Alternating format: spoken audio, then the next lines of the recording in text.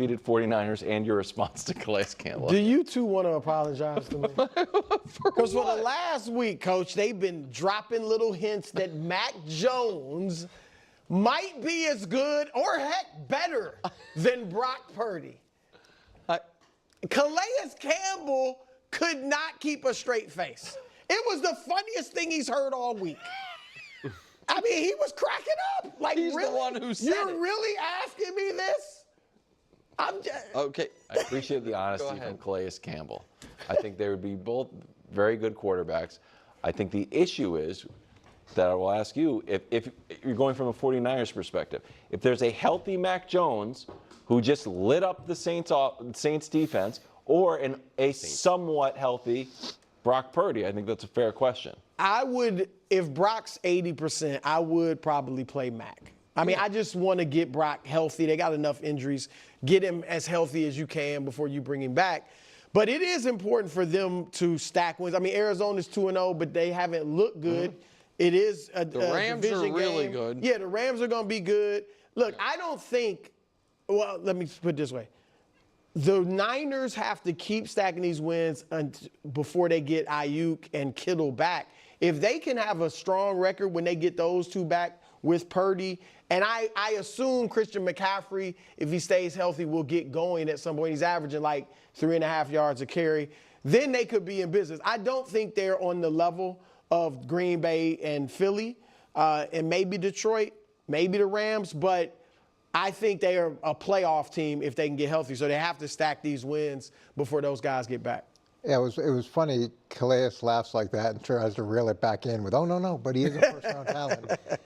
But it is interesting. There's not many quarterbacks that you think of as elite franchise quarterbacks where you'd say, if he was 80%, I'd rather play the backup. I don't think in Buffalo they'd say, well, if Josh is 80%, I'd rather play backup. If Lamar is 80%, I'd rather. So there's Patrick, that. throw Gardner out there. Gardner, because he could get hurt. Yeah, I wasn't saying it because Mac's going to be better. I'm just. But to your point, I thought the same thing. So Brock has the hurt shoulder and foot, toe. right? Yeah. So he's got two different things that are bothering him. Mac Jones went out. He had the 3 touchdowns, no picks. Brock had the 2 interceptions in the first game. Their numbers, when you look at them, were very comparable, and you can make an argument that he faced an easier opponent, but you can also make the argument he hasn't played in a very long time, so Brock should be significantly better than Mac is. So it's hard for me to buy stock in the 49ers. We talked about how easy their schedule was, or that they had the easiest schedule. We talked about the volume of injuries, and I didn't have Brock Purdy as being one of those injuries we had to consider. And CMC's back, but how long is he back for? And he's really not running the ball very well. He's only catching the ball well, which in this offense is problematic. Yeah, so a couple things. One is, I never said and did not think Mac Jones was better than Brock Purdy. I did find it noteworthy that a player that we all agree, except for Kevin Wildes, is not a starting NFL quarterback, got dropped into the Niners and looked like not only a starting NFL quarterback, a good starting NFL quarterback. Just another data point in my own. Oh, this guy. Now he's called a former Pro Bowler. That's an actual. Remember when the backup quarterback for the Kansas City Chiefs was dropped into a drive against the Jacksonville Jaguars and then led a touchdown drive like 99 yards? I remember. Every time Wild says that, you get mad at him. But that's neither here nor there. They'd go to the Pro Bowl. He's a Pro Bowler, like, gosh darn it. Tyler Huntley. Thank you, KW. You got my back there. Also like Joe Burrow. Well, yeah. They're all Pro Bowlers. It's all the exact same. But I will not be buying stock in the Niners, and it's not about Purdy. It's for 2 reasons. One is, I am of the belief that the most important offensive player, other than maybe Trent Williams, oddly, on that team is not Purdy, it's Christian McCaffrey. And McCaffrey, while they have fed him the ball, has not it is alarming to me that he has not been explosive the way we are. Christian McCaffrey has been very simple to figure out throughout his career. When he's out there, he is a dynamic game changer. The question is he going to be out there? Very small sample, obviously, but through 2 weeks, he's been out there, and he's just I'm been out surprised there. you're And- surprised just knowing how you look at the age of running back. Yeah, I no, mean, it's a so little- that's so maybe I shouldn't be. And maybe I oddly it was like McCaffrey's older and has had a lot of injuries, but because of the injuries, doesn't have as much wear and tear. So but yeah, I mean, I went into the year saying if he's healthy, I think he's top 3 back. He has not been close to that up to that point. But the other reason is the biggest thing the Niners had going for him narratively going into the year was the schedule. It wasn't about how good they were, it was the schedule. And I don't know, Hubs, if we have their schedule. But the point is, schedule all of a sudden doesn't look as easy as we thought it. Okay. We're working overtime to bring down the 49ers here and Brock Purdy here. And to downplay just anything that this team can do positively. I agree. The 49ers right now, currently, are not a top 2 team in the NFL, right? And I think that's okay. I think that's okay to accept and admit that they're retooling their franchise right now. They're trying to figure out the level of a Christian McCaffrey right now. Brock Purdy is not healthy. Brandon Ayuk is not playing. I know he's starting to practice and whatnot, but then, that's going to take a minute or two to get going. They're reworking the defense with Robert Saleh. It's okay to not be able to just, in a snap of the fingers, bounce back and immediately regain your standing as like a true bona fide top team in the NFL. But the problem is what we always do is we do for certain teams. It's like if you're not just this bona fide juggernaut or not what you were a year ago or 2 years ago, whatever it may be. Obviously, the 49ers over these last few years have been, a very dominant team.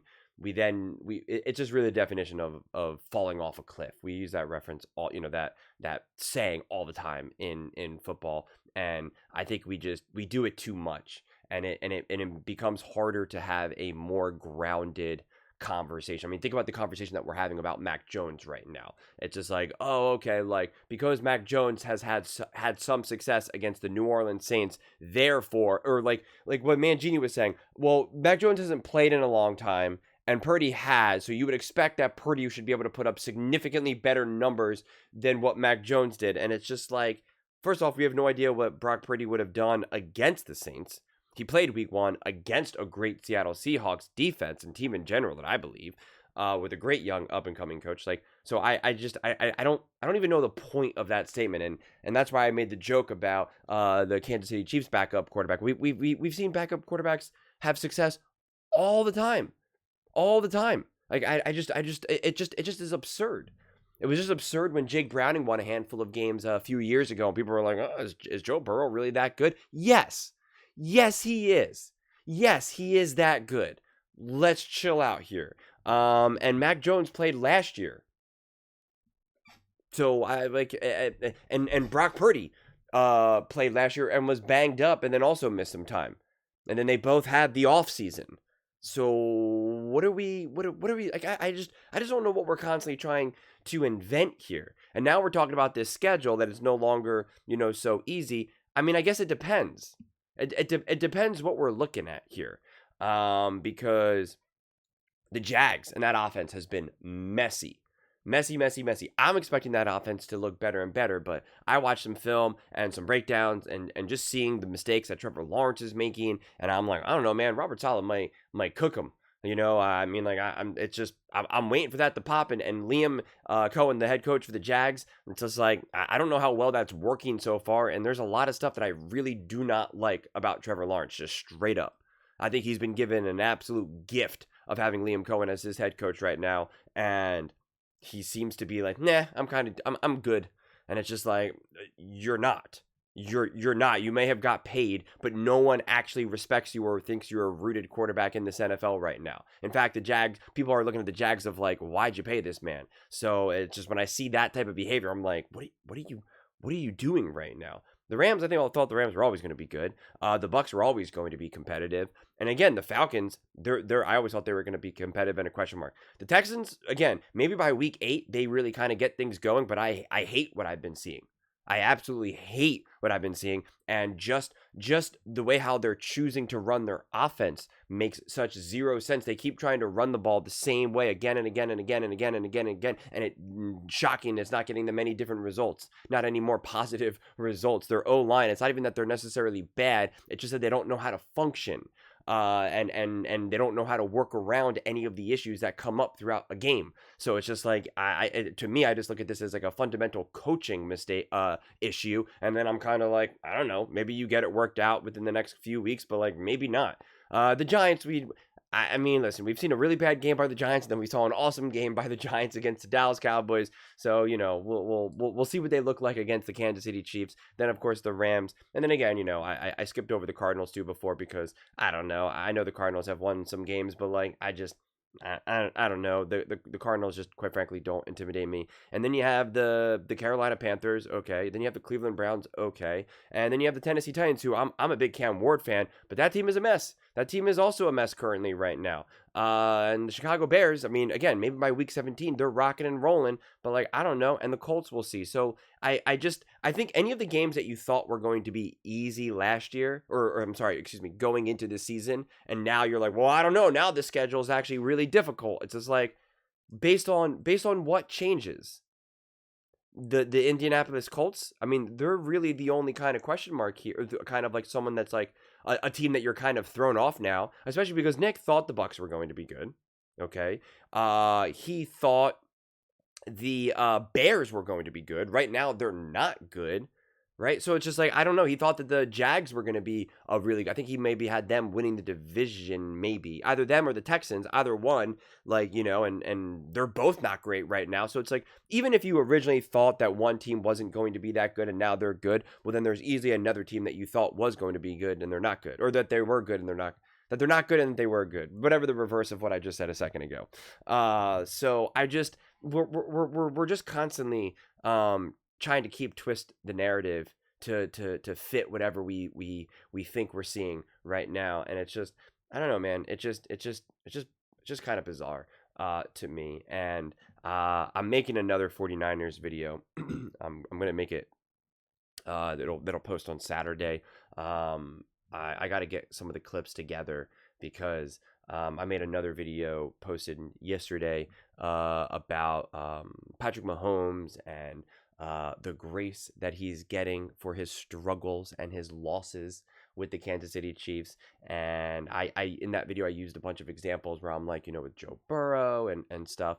And I was trying to think of other players, and in real time, I couldn't have it. And someone in the comment section actually just said, you know, like, what about Purdy? And it was just like, oh God, how did I miss that? And it was something that we talked about so much last year.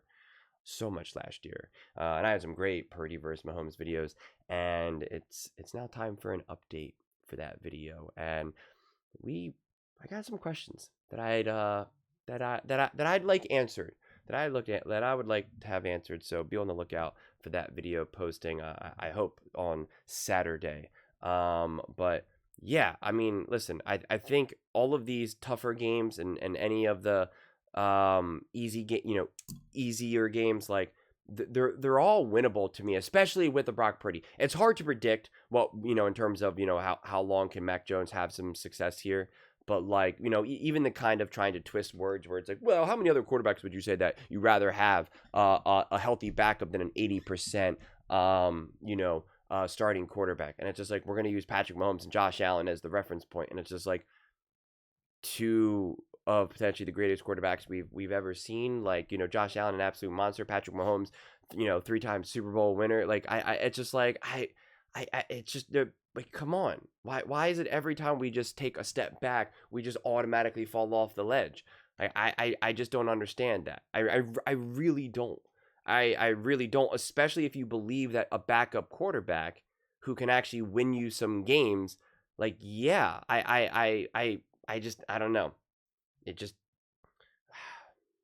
we just keep twisting stuff. Honestly, we just keep twisting stuff, and I'm not entirely sure why. Honestly, just crazy to me. But those are just my thoughts. I'd absolutely love to hear yours. What do you guys all think about the San Francisco 49ers? Is it time Is it time to believe in this undefeated 49ers team? Let me know in the comments below. I read every single comment. So whether you agree with me or disagree with me, either way, let's get in some discussions. Let's get in some fights. But ultimately, let's just have some fun. And please do consider subscribing. We are building an amazing community here, and I absolutely love to see you part of it. I want to build something that we all genuinely feel connected to. Something that we're really excited to be part of. I think we're well on our way to doing it. And please don't forget to give this video a thumbs up, as it really does help with the visibility and the algorithm. Thank you so much. See you next time.